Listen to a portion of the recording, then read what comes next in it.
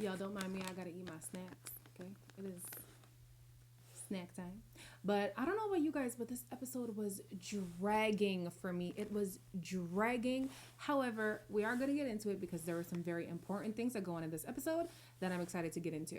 So at the top of the episode, the guys are rehashing what happened the night before with Claire not giving out a rose and Claire being a little finicky with not doing a rose ceremony and all that stuff. And they seem pretty upset. Her explanation was, I'm not giving a group date rose because I feel like I didn't get enough time with any of you. Well, you could have. You absolutely could And have. this has nothing to do with Dale. This is on her.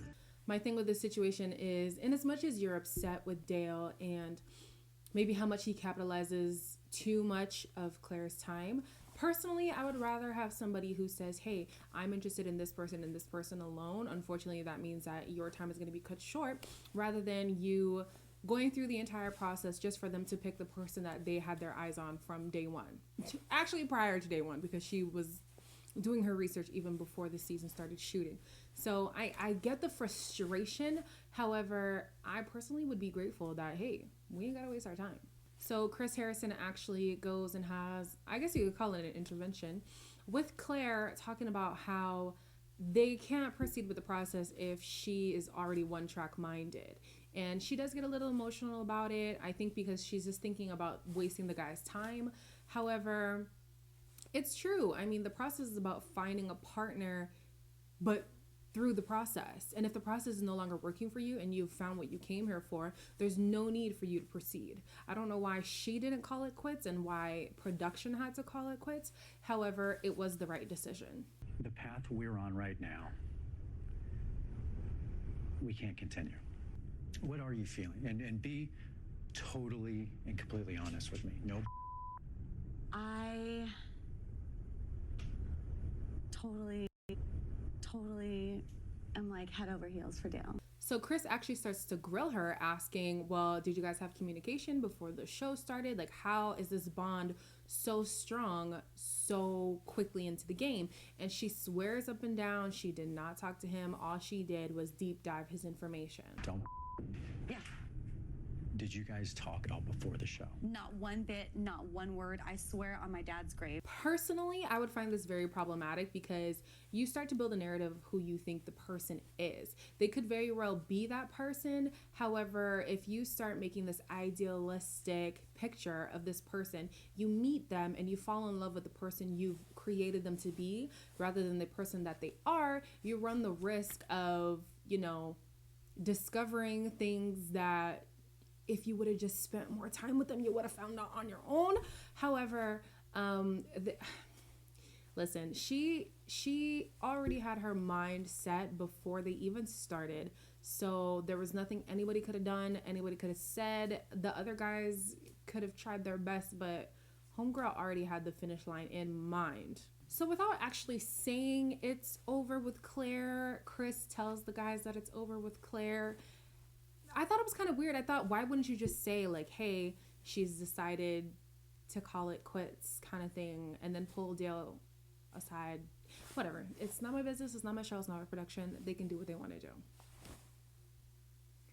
Chris breaking down to Dale that she just wants time with him and him alone. Again, felt kind of like, why couldn't you just tell everybody that? Like, why did it have to be this, like, sneaky around the way thing? I feel like we already knew that she'd made her decision, and whether or not Dale chooses to stay with her, she had already checked out.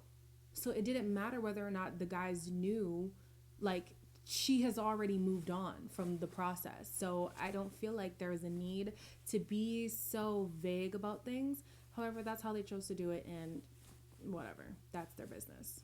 So the guys are stressed that Dale has been absent for hours and hours at this point, and I'm thinking, why are you surprised? You're gonna start seeing a different side of me, and when I start getting hurt and I start being resented like this, and I'm not able to express my feelings to somebody and they're not able to express me, I'm gonna freak out. It is of no surprise to anybody that Dale has been gone this long, because he's already showed this behavior. He's already, like, taken his time and other people's time to spend time with Claire. Why are you surprised that he's been gone this long? If that wasn't an inclination that your time here is up, you might be a little delusional. But speaking of delusional, I was like, this girl wants this man to propose tomorrow? Like, they sat at the dinner table and they were talking about family and all of this stuff. However, I feel like this conversation right here is not a conversation that warrants, I want to marry you tomorrow. You had a beautiful presence and aura and just an excitement that was like, it was everything. And I was in. After we first met, it was like, what the hell is going on? I hadn't felt these emotions in years. Granted, I know they're not having a wedding tomorrow. However, in my eyes, a proposal means if I was to get married to you today, I would be firm in that decision. To me, a proposal doesn't mean we're going to now be engaged for however many years. To me, proposal is like, the reason why we're not getting married today is just because we're planning for the wedding. You know what I mean? I'm pretty sure I'm not the only one who thinks that way. So I was like, this is a little delusional. Like, you've only known him for a little bit. Like, what's going on? Whatever. They end up actually getting engaged, guys. They're actually engaged. Like, currently. Like, now. Like, in real time. Like, they're really engaged right now. We're engaged. Oh my God. We're engaged right now. Yeah, we are. Hey, all we asked for is love, and she found it. Who am I to judge? So the guys now are, I mean, they're bummed, but they're also like praising Clare for finding what she came on the show to find. But the guys who don't really take it well are Blake and Jason, and I do not blame them, because Blake actually took time to reach out to Clare in quarantine, and Jason, he had a really vulnerable date, which I said in the video before, I felt like it was too intense for the time that they had known each other, especially when her mind was already on somebody else. Like, why are you going to make somebody get this open with you knowing that your decision has already been made? However, they get the opportunity of whether they want to stay and continue the process or leave. And I'm shocked that Blake and Jason both chose to stay. What I'm looking for hasn't changed. I came here to find somebody and be serious about something. I want that rock, I want that companionship, and so I want to move past the whole Claire situation. Jason, I'm not gonna lie, you made me nervous for like 2 seconds. I was like, where's Jason at? I was like, where is Jason? They were so invested in Claire and had feelings that had developed way more than the other guys in the house. So the other guys wanted to stay did not surprise me whatsoever. But Blake and Jason, I'm still like, I don't know. Near the end of the episode, we finally get to see Tasia, and she talks about being excited for the process, but also how it would feel coming as a replacement. One of my fears is if they were going to be accepting of me. Full transparency, like I had feelings for Claire. I really wasn't even sure if I was gonna stay. I don't know about Tisha.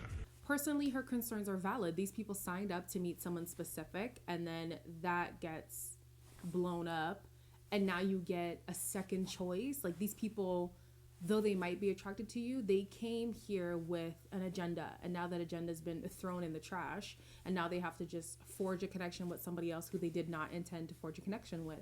I feel like that's dirty. I feel like production should bring some new men. I have an inkling that they will. However, it'll be grimy if they don't. So they should have done this a different way. They really should have. Even in the trailer, they talk about how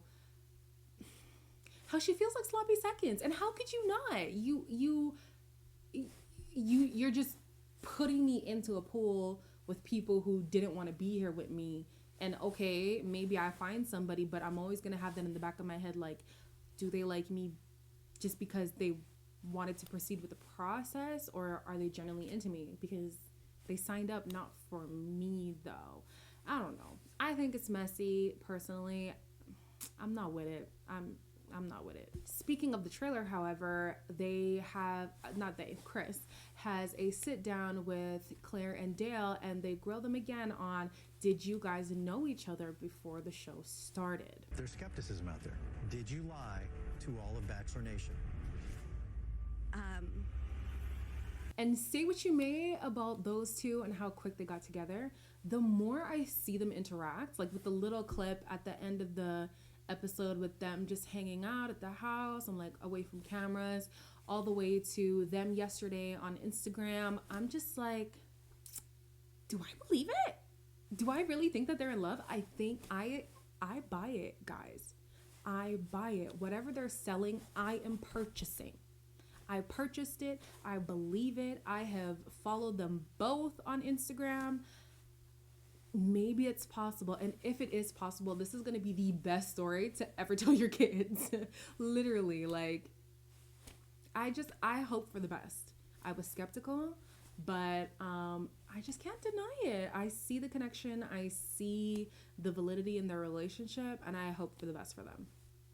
So that has been the review for episode 4.